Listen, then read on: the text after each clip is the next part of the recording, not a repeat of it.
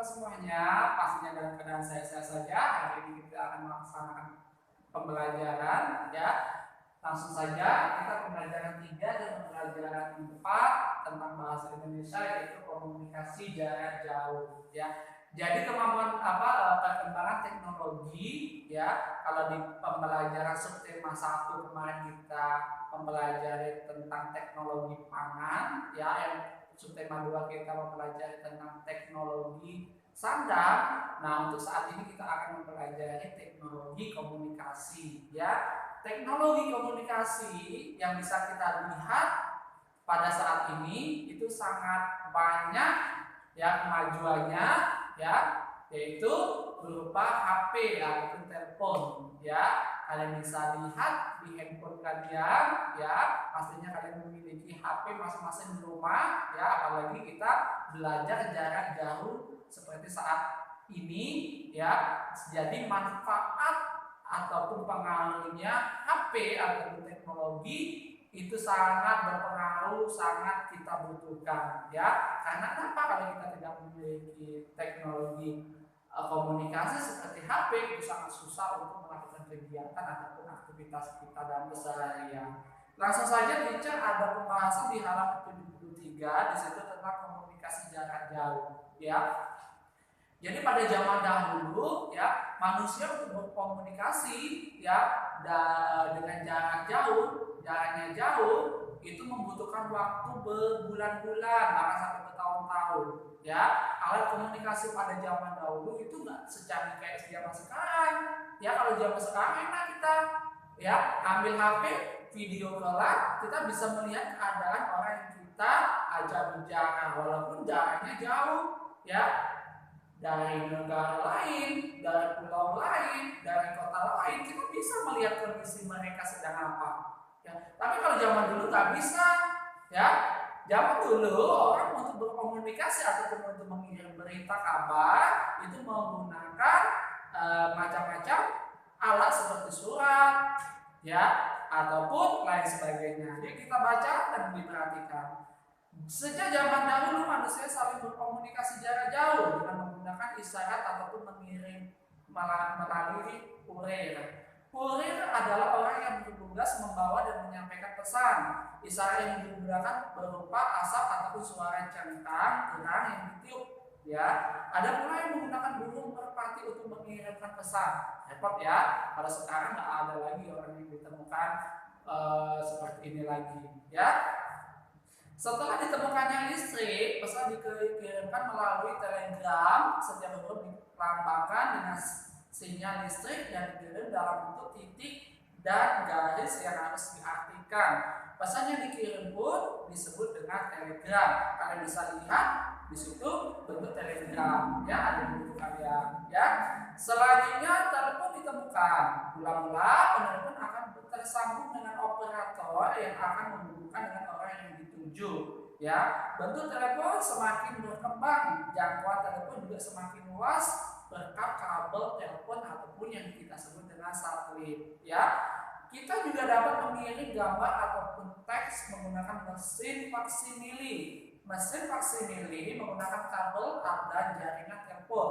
Mesin faksimili mengirimkan pesan berupa salinan lembaran dokumen yang berisi gambar ataupun tulisan ya. Kemudian perkembangan teknologi komunikasi semakin maju dengan ditemukannya internet ya.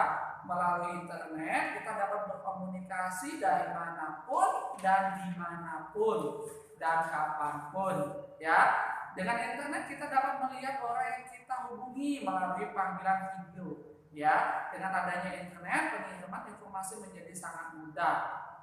Nah, itulah sejarah-sejarah asal muasal alat komunikasi yang ada di bumi ini. Yang pertama melalui surat ya, lewat kurir ataupun lewat burung merpati.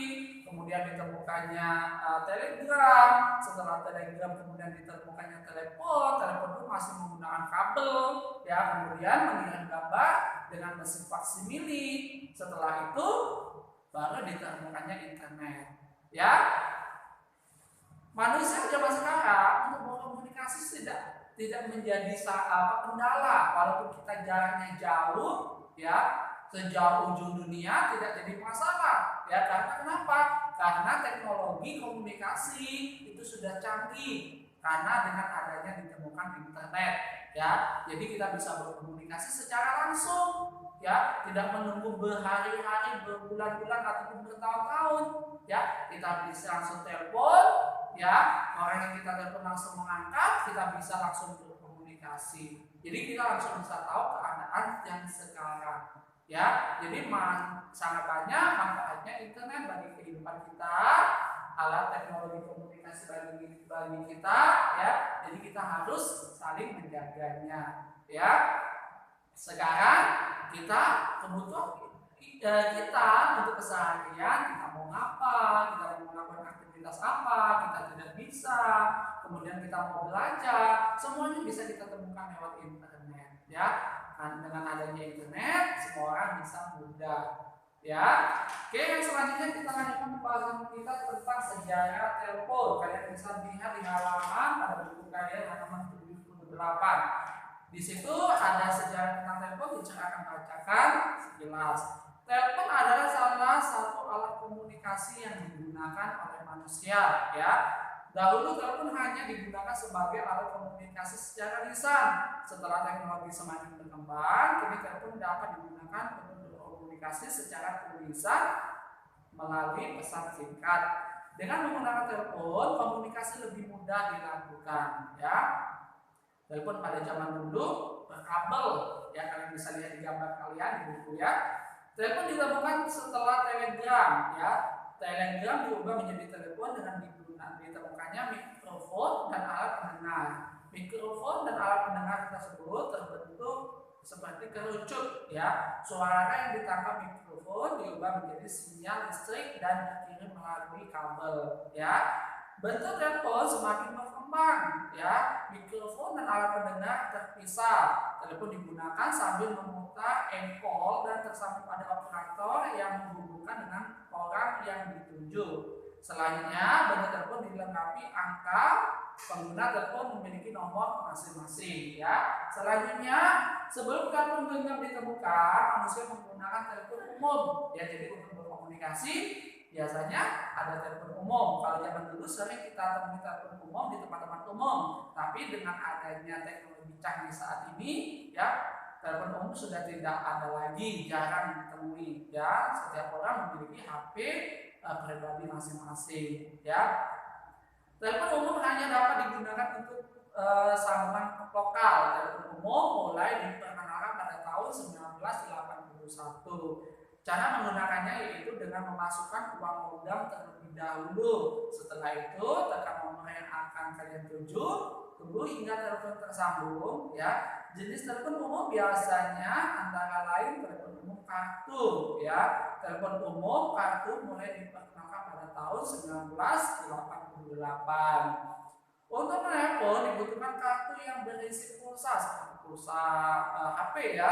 Telepon umum kini sudah jarang digunakan karena teknologi komunikasi menyebabkan peranan telepon umum digantikan fasilitas lain, misalnya telepon genggam ya. Jadi sudah nggak ada lagi. Adapun pasti jarang ya, di tempat-tempat tertentu kita bisa menemukan telepon umum ya. Kini kartu telepon menjadi barang langka yang dikoleksi ya. Yang selanjutnya, sekarang telepon genggam hanya digunakan ya. Telepon genggam berfungsi berkat adanya satelit ya. Teknologi telepon genggam juga semakin berkembang. Dahulu telepon genggam hanya dapat digunakan untuk menelepon dan mengirim pesan singkat saja ya. Sekarang telepon genggam dapat mengirimkan gambar dan melakukan panggilan video ya. Jadi itulah sejarah perkembangan telepon. Jadi dari telepon yang berkabel, kemudian telepon sampai telepon genggam yang ada saat sekarang ini ya. Jadi manusia sudah simpel ya, sangat mudah untuk berkomunikasi ataupun untuk melakukan kegiatan kehidupannya ya. Oke, selanjutnya kita lanjutkan pembahasan kita tentang PPKN, yaitu tentang perbedaan keterampilan ataupun kemampuan.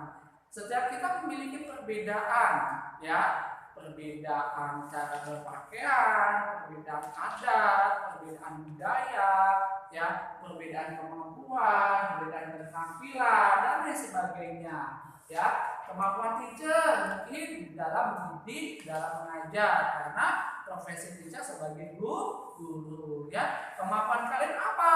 Keterampilan kalian, mungkin kemampuan kalian yaitu belajar, keterampilannya membuat sebuah karya dan sebagainya. Ya, jadi setiap kita memiliki kemampuan dan keterampilan. Nah, dengan adanya perbedaan keterampilan ataupun kemampuan, kita harus saling menghargai dan menghormati. Ya, sangat penting menghargai dan menghormati antar sesama supaya terciptanya hidup rukun. Ya, di sini ada penjelasan berdiskusi atau bermusyawarah merupakan bentuk pengamalan Pancasila terutama sila keempat. Ya, ketika berdiskusi seringkali terdapat perbedaan pendapat. Nah, dengan adanya perbedaan pendapat ini, hendaknya kita harus bisa menyikapinya dengan kepala dingin. Supaya kenapa? Supaya dari masing-masing peserta tidak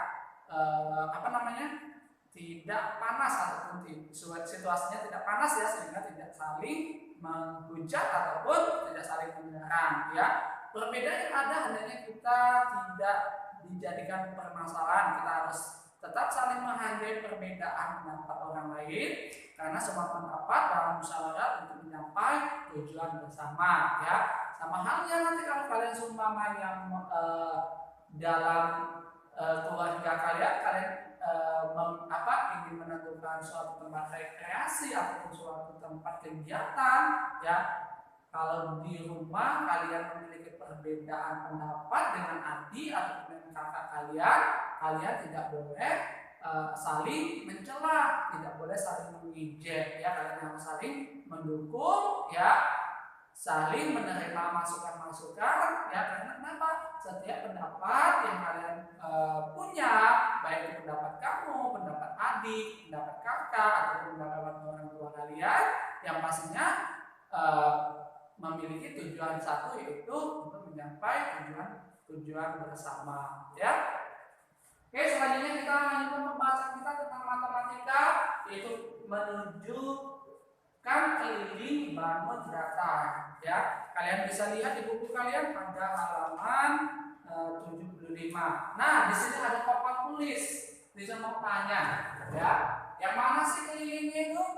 Ya, papan tulis ini yang kita sebut keliling ininya. Bagian tepinya, bagian tepi kanan, tepi kiri, mana tepi bawah, dan tepi atas. Ini lagi kita sebut dengan keliling.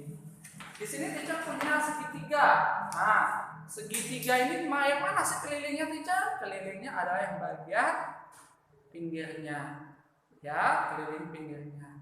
Teacher, untuk menentukan kelilingnya itu gimana teacher? Kalian bisa menentukan panjang kelilingnya. Kalian bisa gunakan penggarisan atau pemisah untuk menentukan berapa sih panjang keliling dari sebuah bangun yang ada di sekitar kita. Ya, nanti di rumah kalian silakan cari benda-benda yang ada di sekitar rumah kalian. Kalian bisa mempelajari. Ya, berilah yang mana benda-benda yang memiliki keliling. Ya, nanti ada sebuah contoh. Ya, benda-benda apa saja yang memiliki keliling, kamu kategorikan, dan benda-benda apa saja yang tidak memiliki keliling. Nanti kalian bisa kategorikan lagi. Ya, teacher, benda yang nggak mempunyai keliling yang mana teacher? Benda yang tidak memiliki keliling contohnya seperti tali, ya, ini kabel ini, ya, ini nggak memiliki keliling. Ya, nanti kalian bisa tentukan. Ya, oke. Ya, selanjutnya kita lanjutkan pembahasan kita adalah motif dekoratif pada karya kerajinan. Nah, di halaman 74, ya, di situ Ibu Nina mempunyai telepon genggam. Untuk melindungi bagian telepon tersebut genggam, Ibu Nina menggunakan pelindung telepon. Ya, pelindung telepon genggam memiliki motif dan warna yang bermacam-macam sesuai dengan keinginan. Kalian inginnya warna apa? Ya, pelindung telepon genggam dihiasi dengan motif dekoratif, kombinasi garis, bidang, warna dalam motif dekoratif menambahkan keindahan. Ya, di sini ada 3 variasi motif dekoratif yang pertama adalah warnanya, kombinasinya adalah warna hijau, ya. Kemudian motif apanya? Motif dekorasinya warnanya adalah warna hijau, ya. Kemudian bentuknya bentuk lingkaran, ya. Ini juga warnanya apa? Merah, ya. Ya. Kemudian bentuknya bisa bentuk titik-titik lingkaran, yang ini juga merah dan putih, bentuknya adalah garis. Nanti kalian bisa praktekkan cara membuat tempat pensil, ya, mata pensil ataupun pelindung HP bisa juga, ya.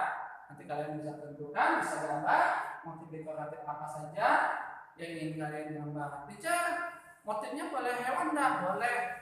Boleh bunga enggak, teacher? Boleh. Teacher, warnanya apa, teacher? Warnanya bebas. Ya, bentuknya teacher, bentuknya bebas. Boleh lingkaran, boleh persegi panjang, segitiga, persegi, ya, dan lain sebagainya. Buatlah sebagai bahan latihan, ya. Boleh bikin sesuai dengan keinginan kalian masing-masing, ya. Untuk cara membuatnya nanti kalian bisa ikuti langkah-langkah yang ada di buku. Pada pembelajaran sebelumnya juga kita sudah belajar tentang motif dekoratif, ya. Untuk lebih jelas lagi nanti kalian bisa lihat atau bisa buka kembali pembelajaran tentang motif dekoratif. Oke, thank you so much. Kalau ada yang bertanya nanti bisa tanyakan lewat WA untuk masalah tugas akan teacher share on Google Classroom. Thank you. Goodbye.